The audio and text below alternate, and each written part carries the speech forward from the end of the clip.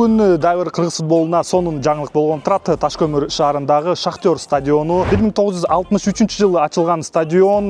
Бул стадиондо жергиликтүү Ташкөмүр шаарынын Шахтер командасы ойноп келет. Бүгүн 27-июнь күнү салтанаттуу түрдө ачылат. Андыктан бул репортаждан толугу менен көрө аласыздар.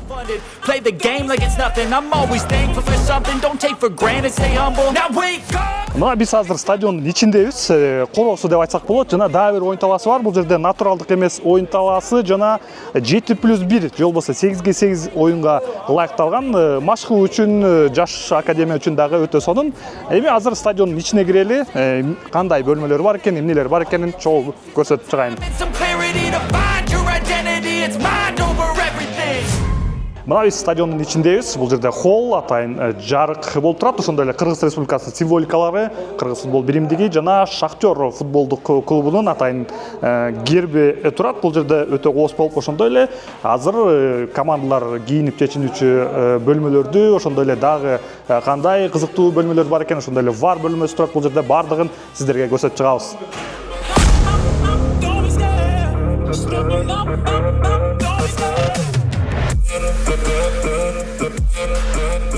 Мына стадиондун ичинин тааныштырууну улантабыз. Бул жерде Team A dressing room, жергиликтүү Шахтер Ташкөмүр командасынын кийим чечинүүчү бөлмөсү беттешке дээрлик даяр болуп калган экен. Өтө жарык, өтө чоң.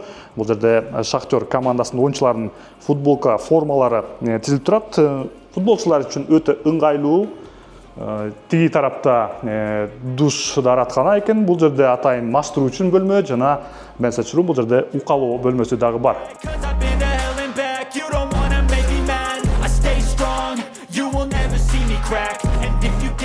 Биз азыр стадиондун VIP трибунасындабыз. Бул жерден ракурс өтө сонун. Кадырлуу коноктор келе турган болсо, мына дал ушул ордуктарда орун алышат дагы. Мына ушундай сонун жерден футболду көрүүгө мүмкүнчүлүк түзүлөт.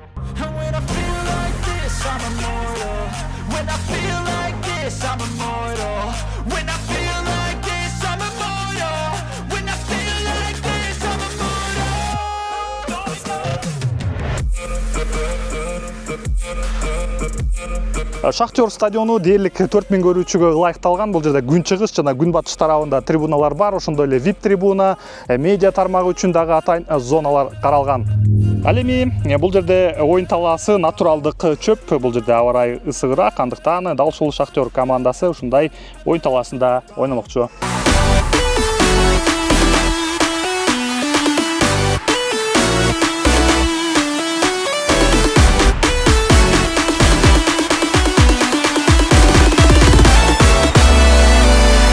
Айта кетчү жагдай, бул күнү Жалал Абад облусунда дагы 2 жаңы объект колдонууга берилди. Кыргыз футбол биримдигинин президенти Адылбек Касмалиев Кочкор Ата шаарындагы Нефчи футболдук клубунун жаңыланган окуу машыгуу базасын жана Шамалдуу Сай шаарындагы Борбордук стадионун расмий түрдө ачты. Андан соң Ташкөмүр шаарындагы Шахтер стадионун ачып жатып сөз сүйлөдү.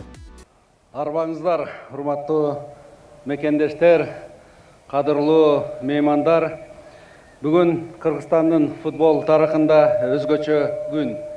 Жалал Абад облусунда бир күндө 3 ири спорттук объекттин эшиги ачылып жатат. Сиздер менен ушул 3 объекттин бири болгон Ташкөмүр шаарындагы Шахтер стадионун ачып жатабыз. Бул стадион 1963-жылы курулган эле. Капиталдык реконструкциядан өтүп, бул стадион кайра жаралып, бүгүнкү күндө 3975 көрүүчүгө ылайыкталган заманбап аренага айланды. Сиздерди ушул кубанычтуу окуя менен куттуктаймын жана стадион сиздерге көптөгөн кубанычтуу күндөрдү, көңүл толкуткан окуяларды тартуулаган жайга айланышын каалайм. Кыргызстандын футбол инфратүзүмү жаңы деңгээлге көтөрүлүүдө. Биздин милдет футболду борбордо гана эмес, өлкөнүн ар бир районунда жана ар бир шаарында өнүктүрүү. Анткени чоң жеңиштер дал ушундай талаалардан башталат. Ушул стадиондордо жана базаларда тарбияланган жаштар келечекте Кыргызстандын желегин, Азиянын жана дүйнөнүн эң ири ареналарында желбиретишет деп ишенем. 3, 2, 1.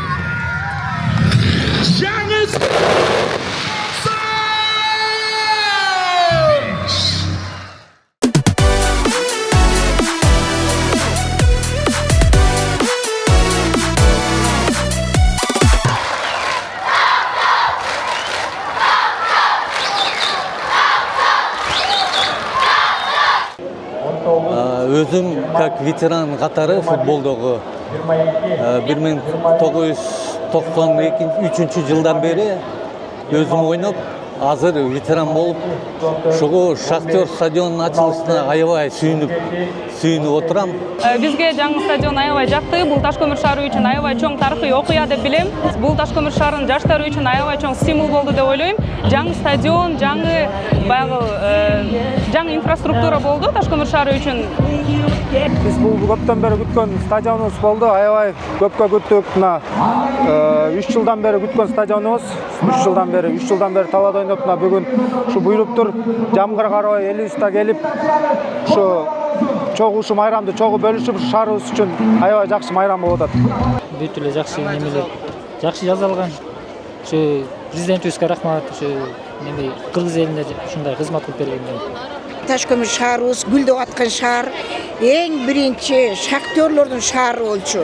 Мынакей Кудайга шүгүр Шахтер деген стадионубузга ачылып, элдер келип атат, бала чакабыз келип атат, бизге окшон карылар келип атат. Ак жолтой стадиондор болду, жалаңалак футболдор ойлонсун, волейболдор ойлонсун, жакшы оюндар ойлонуп, биз мынакей ушу Таш көмүрдүн тургундары жакшылыкка келип, тең жолдош болуп жүрө берели. Силерге чоң рахмат, бактылуу болгула кагылайындар.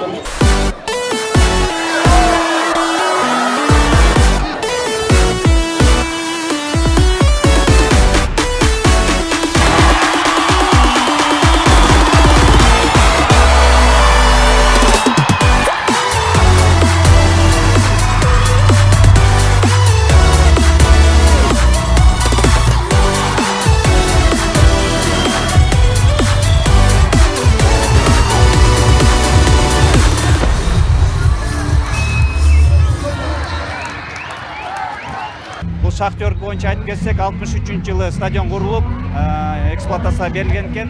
Ошол бойдон Союз малынан бери эгемендик алганда толук кандуу реконструкциядан өткөн эмес экен. Аз көрүп тургандай, биз өзүбүздүн акыркы талаптарыбызга ылайык бүт заманбап кылтырып, реконструкциядан өткөрүп, бүгүн элдерге жакшы маанай тартуулап, оюнду уюштуруп, ушундай маданий иш-чараны деди уюштуруп атабыз. Кыргыз футбол бириминин алдынан быйыл 10 объектти тапшырабыз. Азыр Кочкор Атан базасын тапшырдык. Шамалсайда, бүгүн Таш көмүрдө, Кочкордо, Кербенде, Нарын, Талас, Токмок шаарларында ошол бүт 10 объектти быйыл тапшырып милдеттеништи. Андан тышкары биздин баягы Мөрөк медициналык борборубуз турат, ошону быйыл ачып, быйылкы жылды ушу менен жыйынтыктайбыз.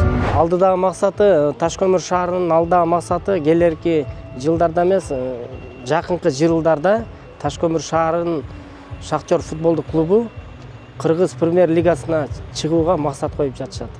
Шамалсай шаарындагы футболдук команда биринчи лигага чыкканга максат коюп, ошол талаптарды, ошол эмелерди аткарып, балдарды азыркы күндө ошо эмеге даярдап атышат. Азыркы күндө Шамалсай шаарында жаңыдан түптөлүп, жаңыдан машыктыруучулар дайындалып, балдар кабыл алынып, бүгүнкү күндөн ачылыштан баштап уже толугу менен ошол жерде иштеп баштайт. Таш көмүр шаарында азыркы күндө биздин регионалдык лигада, балдар лигасында командалар катышат. Кыздар футбол командасы бар. Кыздар футбол командасы биздин кыздар чемпионатында катышат. Таш көмүр шаарында толугу менен уже академиялар түптөлгөн.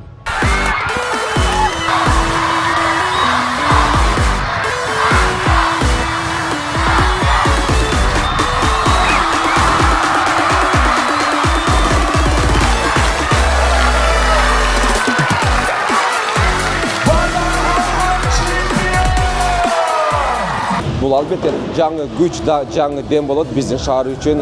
Бардыгы футбол кызыгуулары артып, ушундай футболго катышуучулардын кызыгууларын артча эле көбөйтүп, бизде дагы бизден кийинки жаш машыктыруучулар бар, жаш балдар машыктыруучулар бар. Аябай көп келип, кызыгып аябай арбын болуп атат. Буюрса бул темп менен кетсе, ушу президенттин указын колдогондой эле ошол бир 10 жылда дагы бир жакшы башкача деңгээлдерге чыгып, деңгээлибиз өсүп, дүйнөлүк аренага чыгып калабыз деп ойлойм.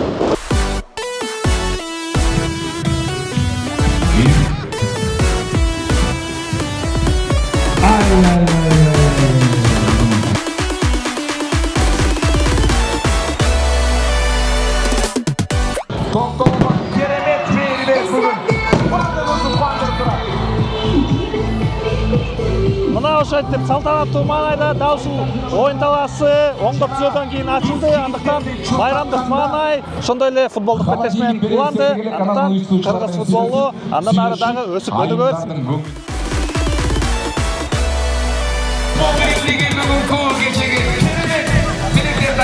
Dagı bir yolu Taşkömür bayramınızlar kutlu olsun.